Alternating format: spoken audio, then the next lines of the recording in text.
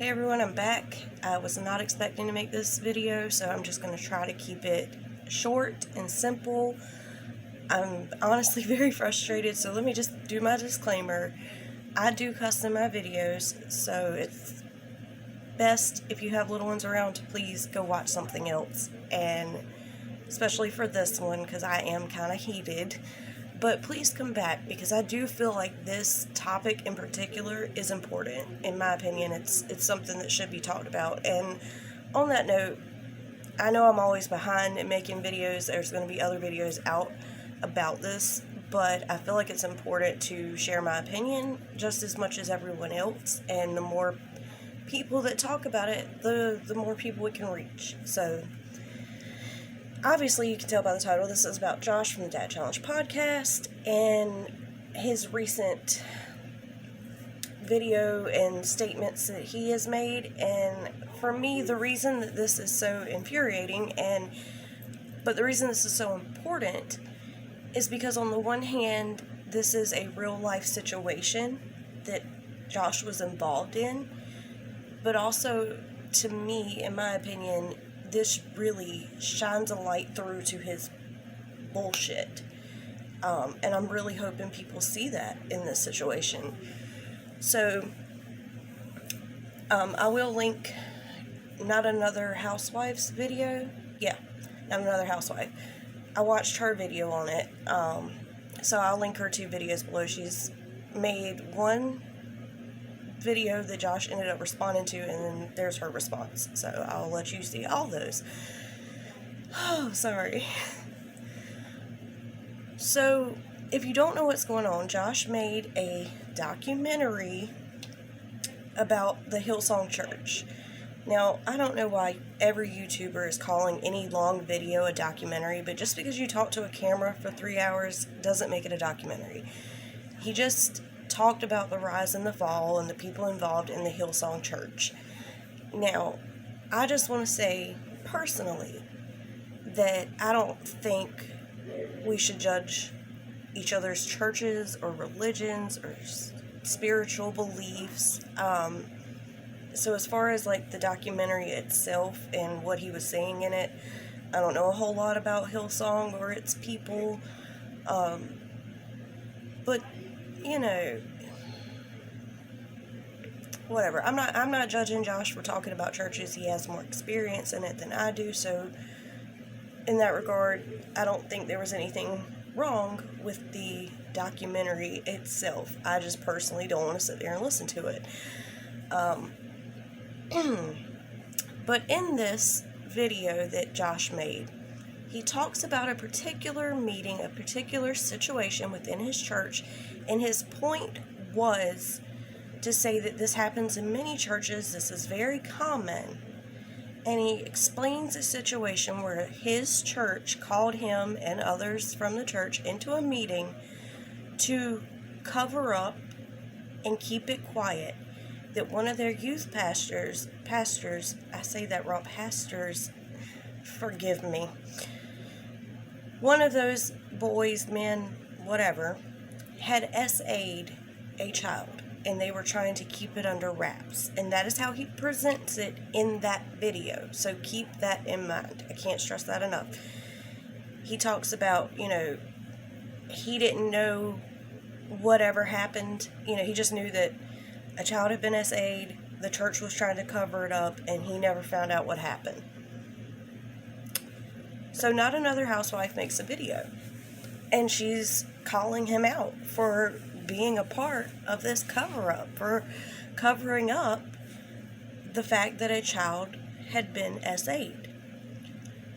And if you've watched Josh's content long enough, you've definitely heard him say that he is a mandated reporter, that he has to report anything that could be considered abuse to a child or neglect or anything like that. He's a mandated reporter. Now, many of you probably don't know this. I doubt I've ever mentioned this on my channel, actually. I happen to be a mandated reporter. So I think I've only mentioned the fact that I work for a pizza restaurant. But I actually work for a clinic part-time. So I am a mandated reporter. Now, I know Josh lives in Canada, but going off of what was read on the video I'll link below from Not Another Housewife, her response to his response, in Canada, the law is the same. If you are a mandated reporter, that means that anytime you think there's neglect or harm, any potential harm in a situation or anything that could have happened to a child, you yourself have to report that. So, for example, if I am at my clinic and there seems to be an issue or something comes up with one of the, I mostly deal with teenagers, but let's say there's a possibility that something happened with them. It would be my job to report it, regardless of the fact that, there may be another counselor in the room with me. We may both be in there together, which oftentimes we are. We are both mandated reporters, so we both have to personally file a report. I can't say, oh, well, she's got this. No. You yourself, the mandated reporter, have to do that. So, and it may be different in different locations. It may be different state to state. I know that is what's true for me, and I live in North Carolina. And like I said, from what Not Another Housewife read in her response, it is the same where Josh is.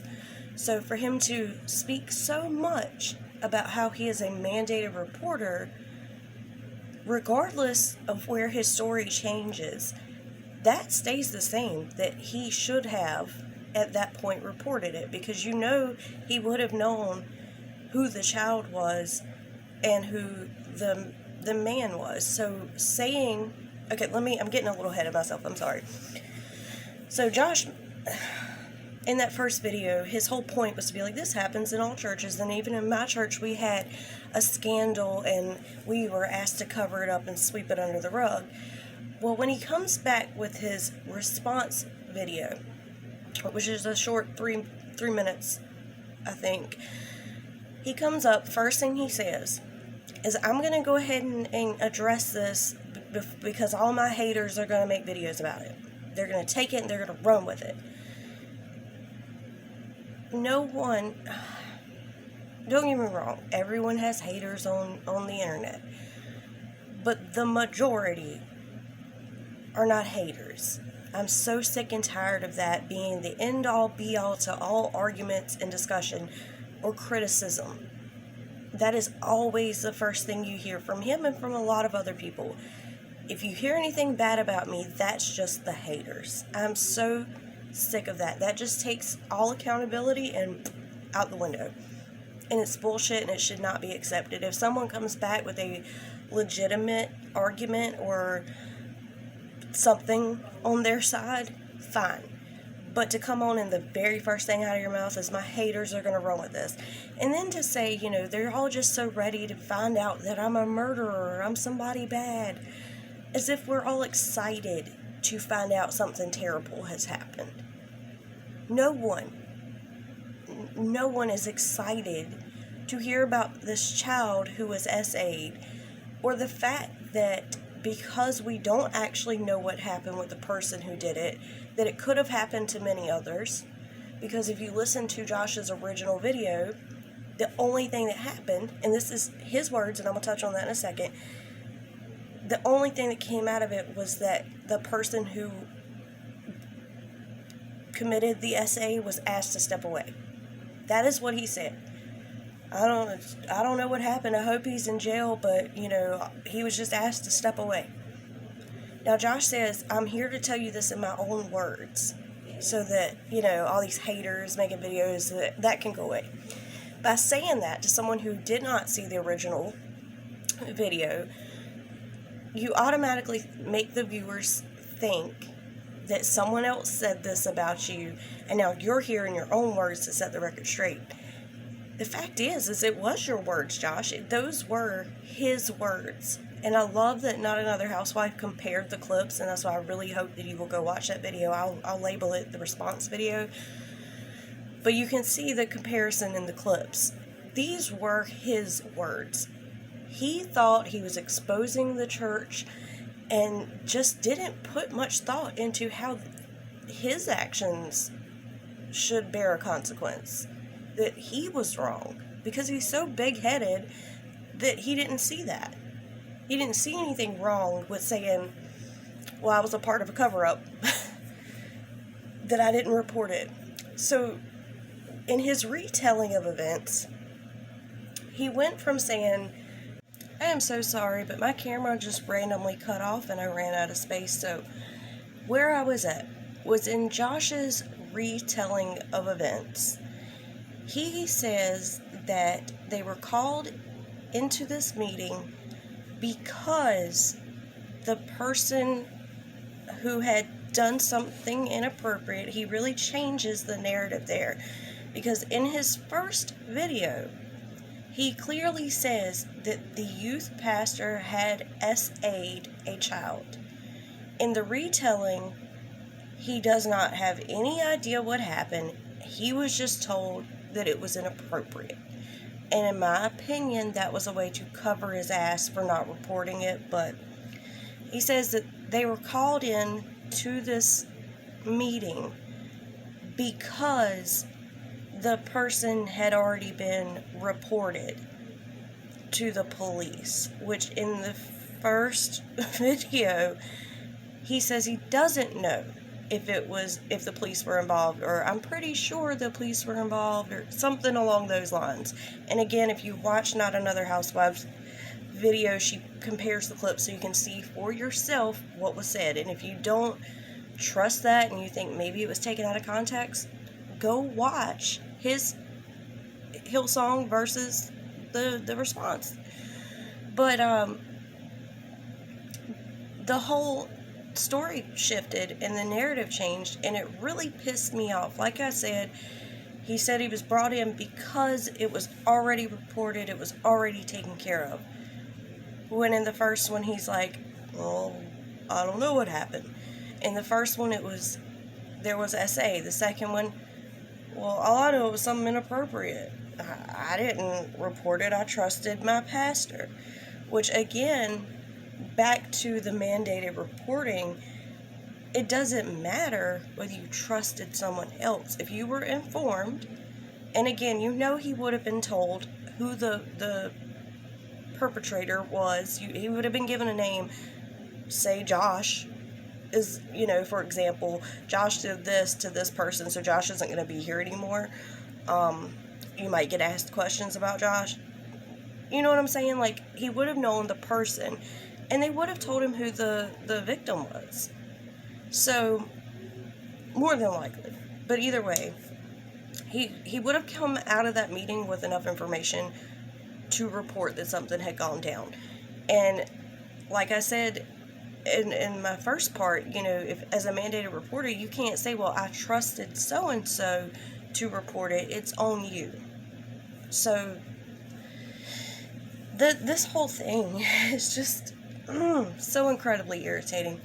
So he tries to, in the retelling and trying to cover up his cover-up, he tries to say that the meeting was, the guy was already taken care of. It was already reported to the police. He had already been fired. Again, in the first telling of it, he was simply asked to step away. That's all that happened to him. He was just asked to step away. The whole point of telling that story was that churches cover up shit. So in the second go-around, in his retelling, it's, well, and churches out of everybody would report it to the police because they want to cover their ass. But that's not what you said the first time. The first time, the whole narrative that you were trying to lay out was there are cover-ups in churches everywhere. It happened in the one I went to. That's the narrative he was going with. So to then say, oh no, we were called in because he had already been reported, and churches are definitely going to call the cops because they want to cover their ass. It doesn't work. It doesn't add up. Are they covering their ass? They covering it up so they don't get that attention? Or are they calling the police because that's what they should do? It doesn't add up. Like I said, please, I beg of you, Go watch it for yourself and compare the two. I'm not here to spin a narrative or to hate on Josh at all. I want people to see what he is saying with his own mouth. It was two completely different stories altogether, and the presentation of it was different. The first one, churches cover up shit. They don't want to ruin their reputation. In the second one, the church was so much more thoughtful. They had already reported it to the police, and of course they would do that because churches don't want anything to do with that. And then, what really got to me the most was that, again, he went from this is all cover up to save the church's ass, and he was a part of that, to we were told in the meeting not to talk to the media. And the reason we wouldn't want to do that is for the victim's privacy. So the whole narrative shifted from the church covering their ass and covering up scandals, which was Josh's complete narrative of why Hillsong and churches like that and the church that he was a part of, the whole narrative was that's what these people do. And kind of being a whistleblower to, oh no, they were responsible, they reported it, they just didn't want the victim to have to go through it being reported to the news, and that's why we were called in to be told not to speak to the media, because we didn't want to put the victim through that. Is it just me, or can we all see the difference there? Is it a cover-up of a so-called scandal, which pisses me off that it was ever even called a scandal? A child being hurt, abused, sexually abused is not a scandal. So to say the church covers up scandals and then turn it around to say, we were just called in that meeting to be told not to talk to the media because they wanted to protect the privacy of that child. That's bullshit. And not that it even matters, but reporters and news channels, they can't release a child's information and name anyway. I think they can say the age of the victim, but they can't just say their information. So it just doesn't add up. And to me, in my personal opinion, it is such a clear example of Josh saying something without thinking, telling on himself for being a shitty person in that situation, and now clearly backpedaling, deflecting by saying, oh, my haters are going to make videos about this, so I'm going to jump on here with my own words, implying that his own words didn't tell you the story to begin with, and then to turn it into something completely different. Again, he started with, I don't know what happened. The child was SA'd. The church was covering up a scandal. I don't know what happened to the guy. All they did was ask him to step away. To, we were called in because the police had been called. I didn't know what happened. I was just told it was inappropriate, and I trusted everyone around me. And we were just told not to speak to the media to protect the child's best interest and privacy. You tell me what you think, and tell me which one you believe. Because it is two different stories. I don't care who says what. That is two different stories, two different narratives. So, which is more likely? The first one that was told without any thought to consequences of the internet and what people would say and think? Or the second one after he had time to think about what the consequences might be? In my opinion, the first one's true. And again, this was important to talk about because it's a prime example that really cuts straight through his bullshit, in my opinion, and shows you what type of person he is. Now, if he would have came on and said, and I just want to say this, does this make Josh this horrible person for the actions he took then? No.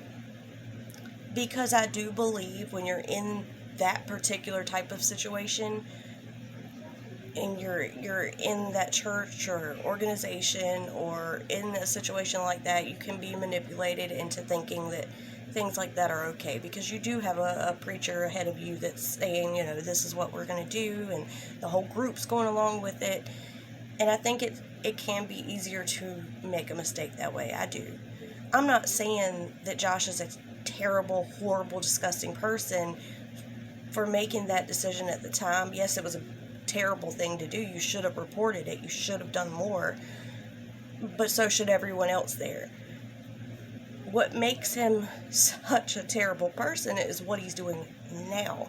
The fact that he's backtracking, deflecting, trying to change the narrative and change the story and make himself look okay again. If he would have came on and been truthful and honest, and when telling that story said, this is going to make me look bad, this is something that I'm ashamed of, I'm ashamed of the way I handled it, I'm ashamed that I didn't do more at that time in my life, this is what led me to keep my mouth shut and to not do what I should have done, this mindset, this is what the church makes you feel, and this is how I felt at the time, and this is, often what a situation you can end up in these types of churches, because it does happen in churches. And then talk more directly to people who may be in that situation now. Hey, if you are a member of a church or something like this, and you feel pressure to keep your mouth shut and work with the church to cover things up, you shouldn't, and here's why. And I'm, completely regretful of my decisions and how I handled it, and, speaking up is the right thing to do, and by speaking up, you can save potential victims, so on and so forth. You get what I'm saying? Like, if he would have done that, I could have held at least a tiny ounce of respect for Josh. But that is not at all how he's handling this, and to pretty much come on and lie and gaslight people and manipulate and, to act like it wasn't what he said when it clearly was what he said, to me, that's gaslighting. And to act like this is going to be blown out of proportion simply because he has haters is absolute bullshit. Josh, you should have reported what happened. Do I 100% blame you? No. I do feel like people in those situations can often feel pressure and manipulation from the people surrounding them.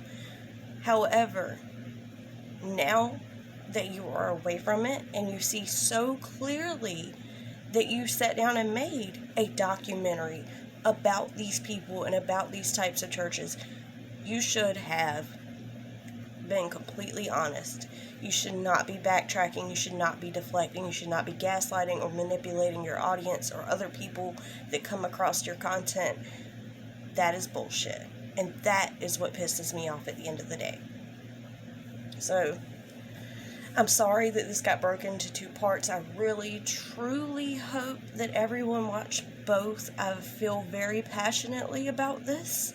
This is one of those things that brought me to making YouTube videos and has kept me here. Seeing actions like this and knowing that sometimes people can watch and not get the full story or full context, it bothers me. I want people to look at YouTubers and people they look up to with a critical eye. And seeing how so many people used to love Josh and love his message, and how they've broken away, and seeing how die-hard his fans are, his followers are, it makes me want to do this more. Because what he's doing is truly wrong. And I want to continue to call that behavior out. I want to see a change. And I really hope that everyone did watch both of the videos. I hope they will watch several other videos from other creators. Like I said, I'll link them below. If you stayed, if you have watched both, thank you so much. It means a lot to me to have a voice on this platform, even if it's small. Just having a voice to call out things like this means a lot to me, and the fact that you come here and you listen and interact, I appreciate it so much. I don't normally say this, but my daughter says I should. So if you'd like to, like and subscribe. I don't know, it's up to you. I love you all. I'm going to go calm down. I hope you do too. And if you don't mind, just leave a comment, your thoughts on this, and share it with somebody. I want to try to get this out to more people that possibly don't know what to think about Josh, or maybe haven't seen Josh yet, and you know what I'm saying? Just spread the word. Alright, I love you guys, and I'll see you later. Bye.